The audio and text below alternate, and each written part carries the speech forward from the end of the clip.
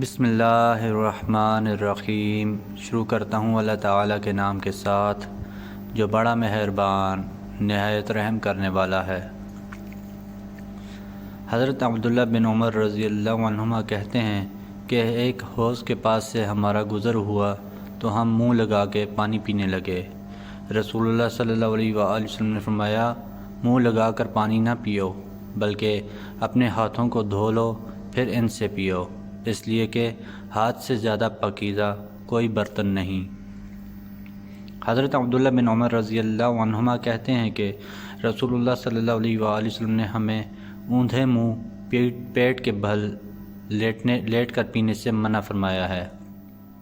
اور یہی قرأ ہے، اور ہمیں اس بات سے بھی منع فرمایا ہے کہ ایک ہاتھ سے چولو لیں، اور ارشاد فرمایا، تم میں سے کوئی کتے کی طرح برتن میں منہ نہ ڈالے اور نہ ایک ہاتھ سے پیے، جیسا کہ وہ لوگ پیا کرتے تھے جن سے اللہ ناراض ہوا۔ رات میں برتن کو ہلائے بغیر اس میں سے نہ پیے مگر یہ کہ وہ ڈھکا ہوا ہو، اور جو شخص محض عاجزی و انکساری کی وجہ سے اپنے ہاتھ سے پانی پیتا ہے حالانکہ وہ برتن سے پینے کی استطاعت رکھتا ہے تو اللہ تعالیٰ اس کے لیے اس کی انگلیوں کی تعداد کے برابر نیکیاں لکھتا ہے۔ یہی عیسیٰ بن مریم علیہ السلام کا برتن تھا جب انہوں نے یہ کہہ کر پیالہ پھینک دیا، اف، یہ بھی دنیا کا سامان ہے۔ حضرت ابو ہریرہ رضی اللہ عنہ کہتے ہیں کہ رسول اللہ صلی اللہ علیہ وآلہ وسلم نے فرمایا، جب تم میں سے کوئی کچھ پیے تو برتن میں سانس نہ لے، اور اگر سانس لینا چاہے تو برتن کو منہ سے علیحدہ کر لے، پھر اگر چاہے تو دوبارہ پیے۔ حضرت جابر رضی اللہ عنہ کہتے ہیں کہ رسول اللہ صلی اللہ علیہ وآلہ وسلم نے فرمایا، برتن کو ڈھانک کر رکھو، مشک کا منہ بند کر کے رکھو، چراغ بجھا دو اور دروازہ بند کر لو، اس لیے کہ شیطان نہ ایسی مشک کو کھولتا ہے اور نہ ایسے دروازے کو اور نہ ہی ایسے برتن کو جو بند کر دیا گیا ہو۔ اب اگر تم میں سے کسی کو ڈھانکنے کے لیے لکڑی کے علاوہ کوئی چیز نہ ہو تو اسی کو بسم اللہ کہہ کر برتن پر آڑا رکھ دے، اس لیے کہ چوہیا لوگوں کے گھر جلا دیتی ہے۔ حضرت حذیفہ رضی اللہ عنہ کہتے ہیں کہ رسول اللہ صلی اللہ علیہ وآلہ وسلم نے سونے چاندی کے برتن میں پینے سے منع فرمایا ہے۔ آپ کا ارشاد ہے، یہ ان کافروں کے لیے دنیا میں ہیں اور تمہارے لیے آخرت میں ہیں۔ حضرت انس بن مالک رضی اللہ عنہ کہتے ہیں کہ رسول اللہ صلی اللہ علیہ وآلہ وسلم نے 10 قسم کے لوگوں پر شراب کی وجہ سے لعنت فرمائی، اس کے نچوڑنے والے پر، نچڑوانے والے پر، اور اس پر جس کے لیے نچوڑی جائے، اس لیے اسے لے جانے والے پر، اس شخص پر جس کے لیے لے جائی جائے، بیچنے والے پر، اس پر جس کو بیچی جائے، پلانے والے پر اور اس پر جس کو پلائی جائے،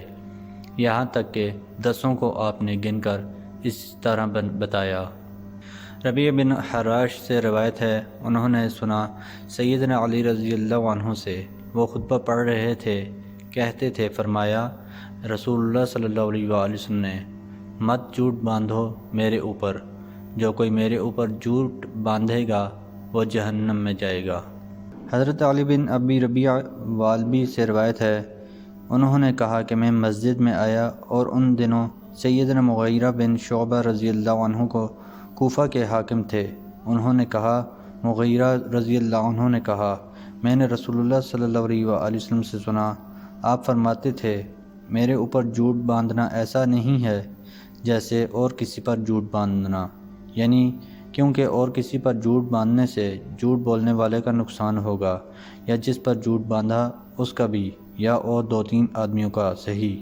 لیکن رسول اللہ صلی اللہ علیہ وآلہ وسلم پر جھوٹ باندھنے سے ایک عالم گمراہ ہوگا اور دنیا کو نقصان پہنچے گا۔ پھر جو شخص مجھ پر جھوٹ باندھے وہ اپنا ٹھکانہ جہنم میں بنا لے۔ حضرت عبداللہ بن عمر رضی اللہ عنہما کہتے ہیں کہ رسول اللہ صلی اللہ علیہ وآلہ وسلم نے فرمایا، جو شراب پی کر مست ہو جائے یعنی نشہ ہو جائے، اس کی نماز 40 روز تک قبول نہیں ہوتی، اور اگر وہ اس دوران مر جائے تو وہ جہنم میں جائے گا، لیکن اگر وہ توبہ کر لے تو اللہ تعالیٰ اس کی توبہ قبول فرمائے گا۔ پھر اگر وہ توبہ سے پھر جائے اور شراب پیے اور اسے نشہ آ جائے تو 40 روز تک اس کی نماز قبول نہیں ہوگی۔ اگر وہ اس دوران مر گیا تو جہنم میں جائے گا، لیکن اگر وہ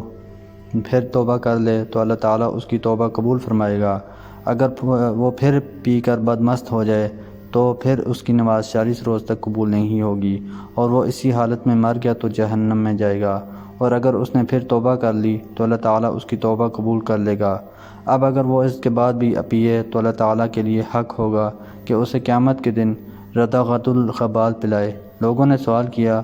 اللہ کے رسول، یہ ردغۃ الخبال کیا ہے؟ فرمایا، جہنمیوں کا پیپ۔ محترم دوستو، اللہ تعالیٰ سے دعا ہے اللہ تعالیٰ ہمیں ان حدیث پر عمل کرنے کی توفیق عطا فرمائیں۔ اللہ تعالیٰ ہمیں دونوں جہانوں میں کامیابیاں عطا فرمائیں، آمین۔ جزاکم اللہ خیرا کثیرا، والسلام علیکم ورحمۃ اللہ وبرکاتہ۔